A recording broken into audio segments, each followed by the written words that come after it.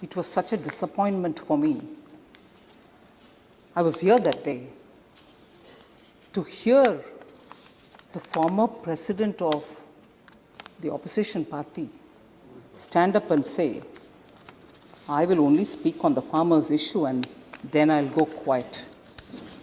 Honorable Speaker, sir, because there was a lot of demand and you gently reminded, saying there is this budget discussion now and that we should discuss the budget. Huh? Yes, I concede that, no worries. What am I doing? Sir, I'd like to ask you, sir, what am I doing? I am talking on the budget. I am talking on the budget. I am replying to the members who stood up and spoke on the budget debate. For each one, they're on their issue. On each one, on their issue. Each member stood up and spoke the issues which they thought were... Please listen. Please listen. Please listen. Don't unnecessarily read my mind in advance. Please listen. Sir, Honorable Speaker, sir, the attempt here is to reply to each member for the various issues that they have raised. And I shall reply for the issues raised. Yes. And even justifying now, I agree. Oh, farm issues definitely are relevant for the budget. And even the honorable member who's not present here, and I'm not taking his name, but I also want to address the issues raised by him that day. Farm issues will have to be spoken because they are also part of the budgetary discussion. And yes, don't worry, I'm answering. Please hear now. Please hear. Sir, kindly, sir, you don't want me to answer issues raised by your honorable leader? I'm answering. I'm answering. Sir,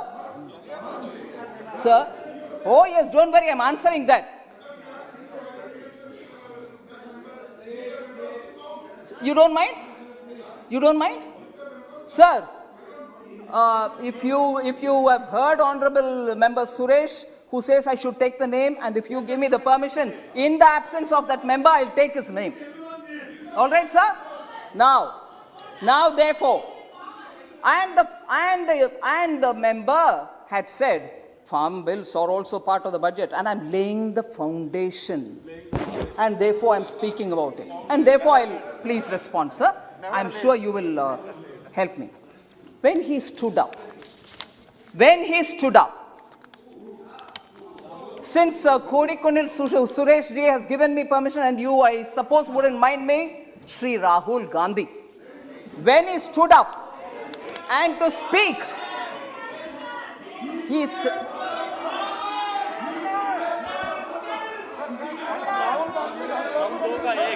बोलिए मंत्री जी बोलिए आप बोलिए sir, for the foundation laid on the budget. नहीं, एक minute मंत्री जी, माननीय मंत्री जी किसी का नाम ले रही है तो वो सदन का सदस्य तो नाम ले सकती है, उसमें क्या दिक्कत है? वो सदन का सदस्य नाम ले सकती है। उपस्थित नॉन उपस्थित का सवाल नहीं, माननीय सदस्य का नाम ले सकते हैं। सर, सभी सदस्यों का नाम ले रही है ना, जिन ने बजट पर चर्चा करी है। बोलिए sir, when the foundation was being laid for the budget speech, which never happened, on the matters raised during that laying of the foundation, there are some things which I want to ask. And I'll also say my expectation. When he stood up to lay the foundation, my expectations were that he will explain as to why the Congress party has taken a U-turn in its position. 2019 election manifesto, they said that very similar things which we have done in the Farm Act. So, sir, please, sir, allow me to give a response. So this kind of a disruption is unwarranted. Please, please. Have I said anything unparliamentary, sir, for this disruption? Sir, we expected that he would stand up. This is number one. I have 10 such things to say. 10 विषय के ऊपर मैं मेरा expectation आपके सामने रखना चाह रही हूं सर, जिसको कभी ना कभी कांग्रेस पार्टी की तरफ से जवाब देना ही पड़ेगा।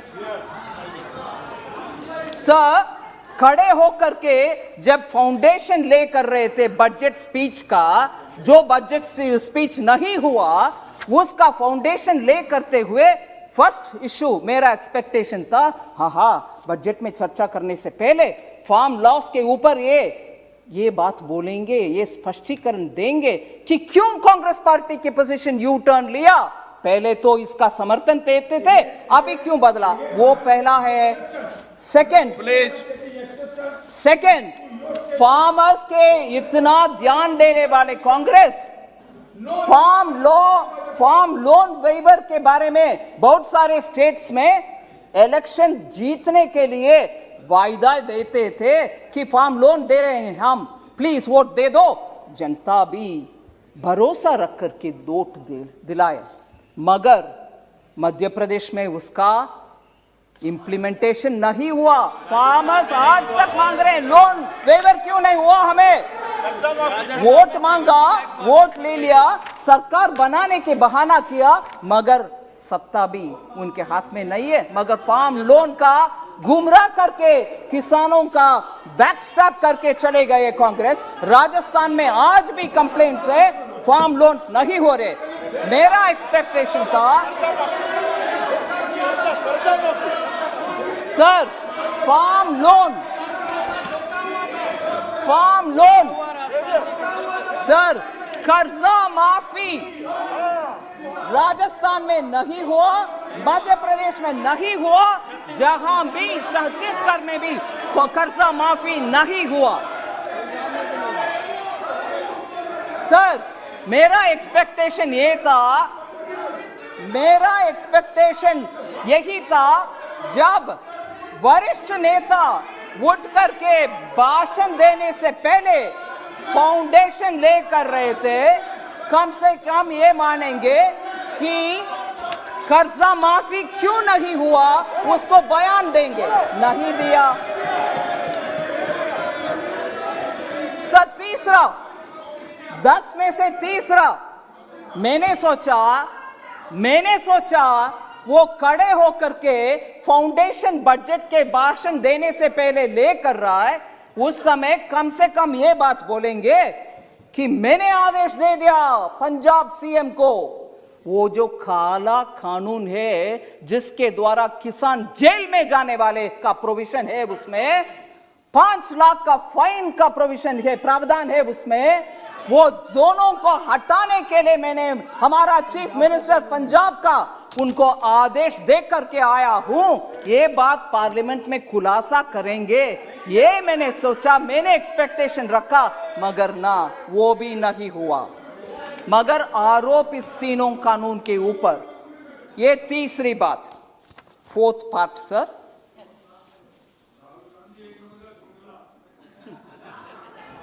राहुल गांधी जी उस दिन जब बात कर रहे थे बजट में नहीं, फार्म लॉस के ऊपर, फाउंडेशन है, ठीक है, सुनते हैं, उस समय मैंने ये भी एक्सपेक्ट किया वो कम से कम ये बात बोलेंगे कि किसान को बहुत ही दुख है, दर्द है, वो पराली के विषय में उनको बहुत ही दुख हो रही है, उसके वजह से उनको कुछ राहत दिलाएंगे कांग्रेस के सरकार के द्वारा पंजाब में, जिससे पराली वो अभी का प्रॉब्लम नहीं रहेगा, उनको राहत दिलाएंगे, ये घोषणा करेंगे। ये भी मैंने एक्सपेक्ट किया, नहीं, वो भी नहीं हुआ सर। 5वीं, मैंने सोचा नहीं, बजट के ऊपर चर्चा नहीं, फार्म लॉस के ऊपर मैंने ये एक्सपेक्ट किया कि हमारे 3 जो कानून है उसमें से कम एक खंड निकाल करके, एक क्लॉज निकाल करके वो बोलेंगे देखो इस एक क्लॉज के वजह से किसान को नुकसान होने वाले हैं, इसीलिए हम समर्थन नहीं करेंगे। इधर वोटिंग में भाग लिया, समर्थन दिया, फिर भी अभी मन बदल दिया और इस क्लॉज के वजह से, ऐसे करके इन 3 कानून से कम एक पॉइंट दिखाएंगे कि this is against the farmer. मैंने सोचा, मैं एक्सपेक्ट किया वो कम से कम वो बात बोलेंगे फाउंडेशन ले करने के समय, नहीं वो भी नहीं हुआ। सर 5th पॉइंट हो गया, 6th पॉइंट में आ रही हूं। मैंने ये भी एक्सपेक्ट किया कि राष्ट्रपति भाषण के समय माननीय प्रधानमंत्री जी का जवाब था, उसमें उन्होंने बहुत सारे छोटा किसान के ऊपर बात बोली। मैंने सोचा उन विषयों में, क्योंकि छोटा किसान से हमारे दो के लिए किसान से जमीन हड़पती गए, मैंने सोचा वो खड़े होकर के ये बात बोलेंगे, प्रधानमंत्री जी आपने तो स्मॉल फार्मर्स के ऊपर इतना अच्छा बोल दिया, मैंने मेरे अपना दो से बोल दिया प्लीज जमीन वापस कर दो फार्मर्स को, क्योंकि हम तो सस्ते में उनसे ले लिया, मगर ये किसान का जमीन है, हम खड़े होना है, राजनीति में है, इसीलिए राजनीति के हमारे परिवार हम और मैं खड़े होना है, आप जमीन वापस कर दो जी। और इधर हाँक करके बोल सकते थे हमारे दो में दामाद को मैंने आदेश दर के आई हूं कि जमीन वापस करो, नहीं किया, वो भी नहीं हुआ। मेरा एक्सपेक्टेशन वो 6th था सर, नहीं हुआ। 7th सर, 7th मेरा एक्सपेक्टेशन, 7वीं मेरा एक्सपेक्टेशन, प्रधानमंत्री जी डॉक्टर मनमोहन सिंह जी का कोटेशन पढ़ाया कि उनके तरफ से भी ऐसे प्रावधान किसान के लिए होना चाहिए, ये भी बोले। मैंने सोचा उस दिन फाउंडेशन ले करने के समय बजट इंपॉर्टेंट नहीं है, किसान कानून इंपॉर्टेंट है, वो कम से कम बोलें कि क्यों डॉक्टर मनमोहन सिंह का स्टेटमेंट को कांग्रेस अभी भूल जा रहे हैं, और याद प्रधानमंत्री जी ने दिलाया। मैंने सोचा कम से कम वो मानेंगे, हाँ हमारे डॉक्टर मनमोहन सिंह ने ऐसे बात किया है, I have to respect, we will respect now, we won't dishonour doctor Manmohan Singh, ये कहेंगे, ऐसे मैंने एक्सपेक्टेशन रखा, मगर वो भी नहीं हुआ। Sir that was the 7th। मेरा 8th एक्सपेक्टेशन यही था, मेरा 8th एक्सपेक्टेशन, मैंने सोचा सर चर्चा के समय, बजट के चर्चा के समय, क्योंकि किसान कानून बजट में भाग हो सकता है, इसीलिए बहुत सारे मेंबर्स ने यह प्रश्न उठाया। मुझे याद है मैं सुनी कि एपीएमसी देश भर में कहीं ये तीनों कानून आने के बाद बंद हुआ है क्या? कहीं बंद नहीं हुआ। मैं मेरा एक्सपेक्टेशन के साथ अभी प्रश्न भी पूछ रही हूं, prove even if one APMC mandi was shut, not one was shut, but you are standing up and speaking, ऊपर से बजट में प्रावधान किया गया है that 30,000 crores which will be collected through that agricultural development infrastructure cess will be actually be going to the states so that APMC infrastructure can be improved. हम ऊपर से फंड भी दे रहे हैं स्टेट्स को एपीएमसी का इंफ्रास्ट्रक्चर बढ़ाने के लिए, ये भी नहीं बोला, मगर फाउंडेशन लेते रहा, फाउंडेशन ले करते रहा, भरे नहीं और वापस चले भी गए बिना चर्चा बजट के ऊपर। सर 9th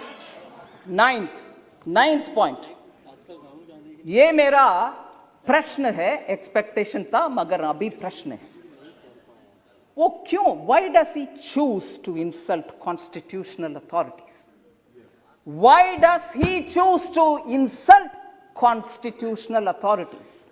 क्योंकि उस दिन इधर सम्मान्य स्पीकर साहब को इंसल्ट हुआ, उनके बड़प्पन है, उन्होंने जस्ट आप लोग ने मुझे चुनकर इधर बिठाया, इसलिए please house should go as per the rules of this house, ऐसे करके बात छोड़ दिया।